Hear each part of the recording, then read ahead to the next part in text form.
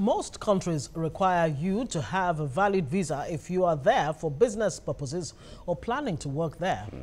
Now, but some African countries such as Seychelles, Rwanda, Ghana and many others who see the potential of the tourism industry have begun to issue visa on arrival to visitors, making the travel process a lot easier, especially for tourists. One such country is Ethiopia, which launched the visa on arrival service on November the 1st. This simply means that travelers from any other African nation are now able to attain a visa on arrival when they get to Ethiopia. And now, should other African countries emulate this move and openly welcome visitors into the continent? Now, what are the benefits of easing travel among Africans in Africa? Well, Jide Ologun is still very much with us in the studio. We'll be finding out exactly what he thinks about this one. Good morning again. Good to have morning. you talking about this. How does this come to you, this, latest development, visa on arrival for Africans? Yeah, it's fantastic. We have also embarked on that. But let's start from the concept of international trade that even prompts traveling, which is the exchange of capital, goods and services across borders. And of course, when you talk about prosperity, it's not just about what you generate, but what others also bring into your environment. And of course, your environment must be attractive. And your business propositions must be solid. We are talking about Ethiopian airline that was established in 1945. Yes. As of today, the number of aircraft they operate is in the region of 104. They connect 60 countries, within Africa, and link you with about 50 countries globally within 5 continents. And they command the lion's share of aviation business in Africa. As a matter of fact, in the world. They're one of the best airlines in the world. Let's leave it ourselves to Africa. They're a member of the Star Alliance. Remarkably, Star Alliance, yes. The public relations approach is excellent. Recently, I think December 2017, they had an all-female flight to Nigeria. Pilots, flight attendants, even those on ground to receive them. And the same was done to Argentina. And let me amaze you that the mainstay of the economy of Ethiopia rests on agriculture that they have developed, and of course on services. And they are doing well. Like I said, is the third fastest growing economy. They were poor in 1970. They also suffered different kinds of crises. Including But famine. there is a decision to move forward. And in national development, you need to identify your comparative advantage and leverage on it. And if you ask me, the aviation industry is a fantastic one.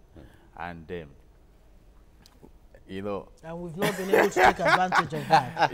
we are trying. You recall that in May 2017, this economic recovery and growth strategy came up, under which we also decided to embark on this visa on arrival, even though it started since 2012 with Kenya and some other countries. And what that does is that it makes it easy for people to come into your country.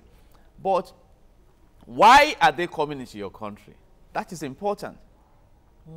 What are we putting on the table? Now, let's look at tourism, which is also one of the strong points in Ethiopia. Look at Dubai, the UAE generally. Sheikh Zayed transformed that region from a desert to a paradise. Right now, even our politicians are going there to hold political meetings. In the last dispensation, they were going there to celebrate their children's birthdays, weddings for their children. And I won't lie to you, you need to visit Dubai to have a taste of modernity. In the health sector, in fact, it was said at a time that if you are not holding a business meeting in Dubai, you are not a global business person. That is Dubai aside. Let me also give you a hot case scenario that Nigeria can leverage on. Do you know that if you travel, for instance, with Etihad to the US, you check into the US right from Abu Dhabi. The U.S. has the border control post right at the airport in Abu Dhabi. So you get to JFK Airport in New York, you just roll your bag in. Collaborations. And you will see on the aircraft from Abu Dhabi to the world. You see, and talking about tourism, recently, Ekiti State Governor cried out that Ikogosi One Spring has been run down. By the special grace of God, I was a guest of the governor of Cross River State years back. And after the whole ceremony, he said, let's go to Obudu Mountain Resort. When I got there, I didn't want to come down. It was paradise. It was exciting. Paradise. And you know what? There is an airstrip around that region that has almost been paralyzed for political reasons. Because driving from Calabar to Obudu is a trip you must pray throughout. What has happened to Tinapa project? What has this happened? And that is why I am focusing on the unity of Nigeria. You are talking of the Mambila Plateau. Look at Jos. The day I traveled to Jos from Makudi, I glorified God. It was raining that it was like we're moving in a cooler, mobile cooler. But the prince came to Nigeria recently and refused to go to Plateau. Do you know the statement that is sending out to the world? A signal. And yet we are not troubled by the spate of killings and different kinds of crises we have. So we need to first work on our environment. And people will come in. You see, so you need to make... So this visa on arrival thing that we're trying to do now is like building from the top instead of building from the bottom. It's good because it makes it easier for those who want to come to your country. But the question... but like you asked, what are we bringing to the table when they do come? At the better level. But when we look at it, we just mentioned when we're doing the paper review that when we float any Eurobond or whatever, it is always oversubscribed. Outsiders, foreigners, they see something in Nigeria that Nigerians themselves don't see. Now, when it comes to tourism, we may not have the comparative advantage like Ethiopia or Kenya or Tanzania or Rwanda in that regard, apart from places like Mambila Plateau you mentioned or Cross River or the Cattle Resort and all of that. But the point there is there's still something we have on the table already, which businessmen would like to come in, even if tourists are not coming, but businessmen will always come in. Now, let me talk about a little about Ethiopia. They just had the first female president in their country, which means they're getting things right one way or the other.